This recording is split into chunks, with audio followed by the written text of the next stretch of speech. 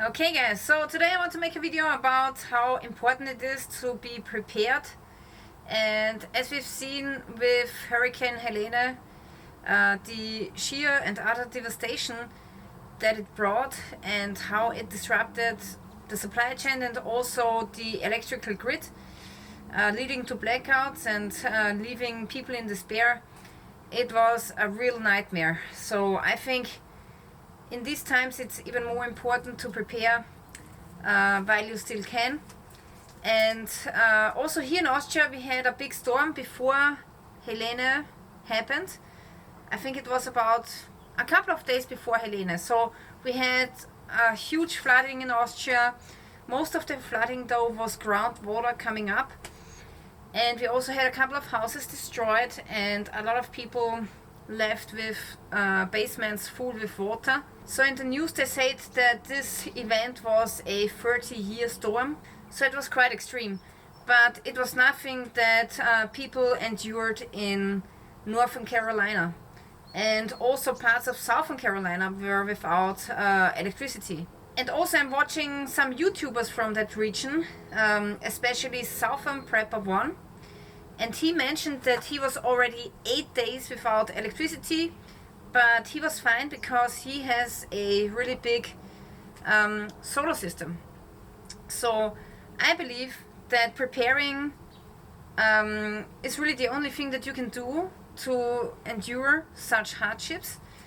And today I want to show you my solar system that I built, which you can build for about 1,200 euros, and then you will get a small solar system which can recharge your phones, smaller devices like ham radios, lanterns, but also this solar system is strong enough so that it can power at least one, if not two fridges and freezers.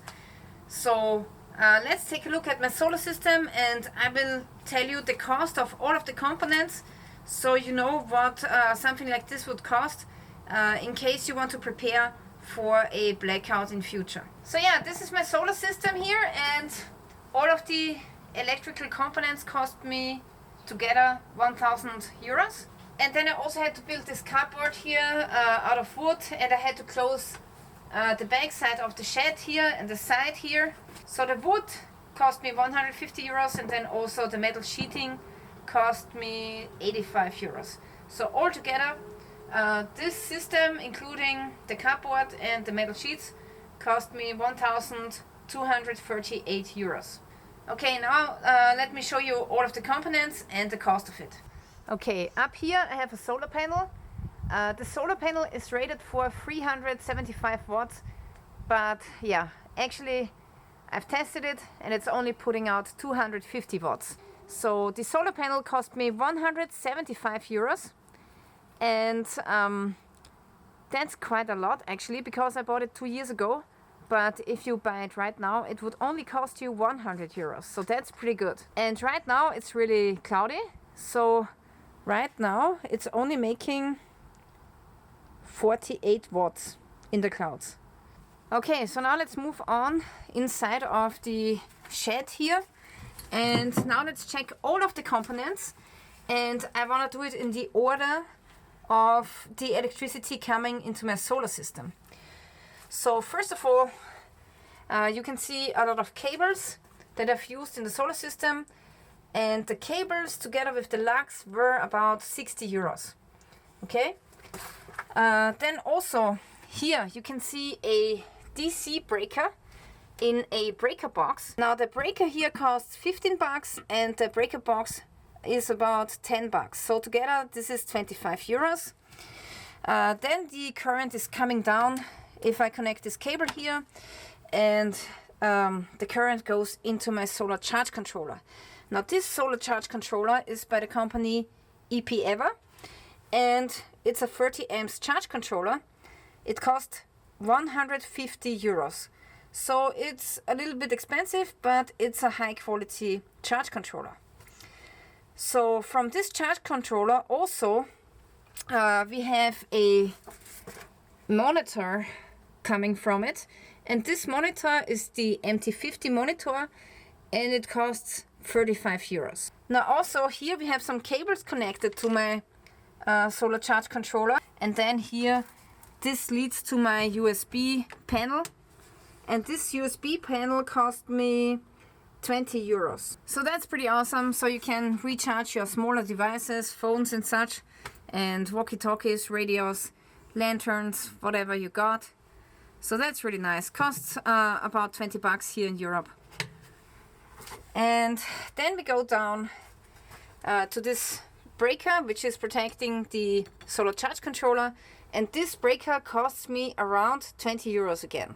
Then also here there's a shunt which is connected to the batteries, but also it has a battery monitor, and the shunt and this monitor costs 50 euros. Then also we have two batteries, and one battery costs 130 euros. So together it's 260 euros. Then we have this battery switch here, which costs 16 euros. And then we have this fuse holder here, including a couple of fuses, cost me 20 euros. Then the inverter here is a 1000 watts pure sine wave inverter, and it costs about 130 euros. So it's not too bad. Then also here we have another breaker box, which is 10 euros. And then we have a couple of breakers at the inside. Altogether, those were about 35 euros. And those are connected to two sockets here. And those sockets are actually really cheap. So it's like 6 euros for one. And this was also really cheap. So a couple, like 2 euros for this socket or so. So yeah, pretty easy system. You can easily build this. There are so many videos on YouTube on how to build solar systems. It's really not that complicated. And also, you don't have to spend 1,000 euros like me. You can always use cheaper components. For example, you can use a cheaper EPEVA or maybe another MPPT, which is cheaper. So you can save some bucks here. And also you don't have to use such a big inverter. So this inverter is powerful enough to power 2 fridges. But if you say you only need to power 1 fridge, then it's enough if you get a 500 watts inverter with a surge power of 1000 watts. Okay? So you can always save money by choosing some cheaper components. Now I still would get 2 batteries, and I still would get all of the fuses and the breakers, because this is important so you don't burn down your house. But other than that, it's not too expensive, and you can still buy all of the components on Amazon or other, electronic stores, and get the system done, and then you're ready for a potential blackout. And the only thing that I would do is I would purchase a second solar panel, because this one in wintertime it's just not enough. So I want to tell you a short story about somebody which is close to me, and he's living in the countryside, and for years I've tried to get him to prepare for a blackout. And when I told him this, he always laughed about me, and he said, "Oh, this will never happen." Right? So he did not prepare, and now with this storm that was coming to Austria, his basement flooded and his heating almost got damaged. So then the fire brigade had to come and pump out his cellar, and then they had to leave because they had to go to a different house, and then he didn't have a generator for the pump. And because at the time there was the flooding, there was also a blackout, a local blackout, a power outage actually.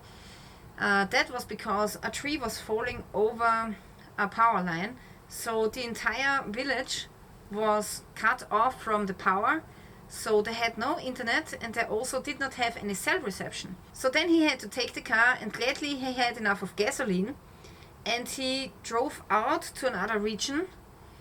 And then he could use the phone, and then he phoned me, and he said, "Do you have a generator?" And then I said to him, "I'm sorry, I sold my generator 2 years ago, because I didn't need one, and my house is in an area where there's never flooding.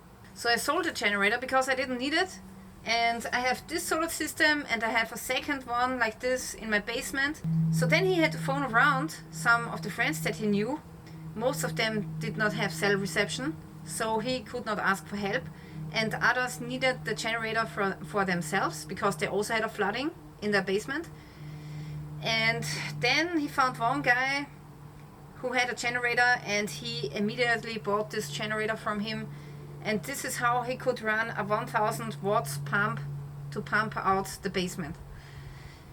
So yeah, it's extremely important that you prep, and also I think this guy learned his lesson, and now he has a generator and now he has a pump, so if this happens again, he can act himself.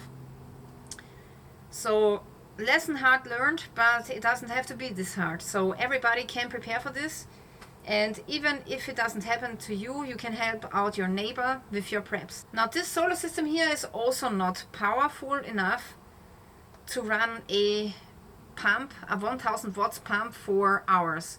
So I could technically run it, but the battery would be drained in half an hour. So I could run it for half an hour and then I'm empty here. So it makes no sense to use a solar system, a small solar system for a pump. For a pump you always need a generator. This is really important. So it really depends on what you need. So there's a lot of things that you can do for preparing for a blackout.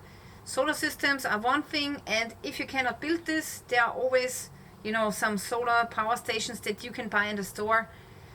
Granted, they are a little bit expensive, yes, but if you have no idea how to do this, then at least get a power station so you can power your fridge. And I have a couple of spare parts.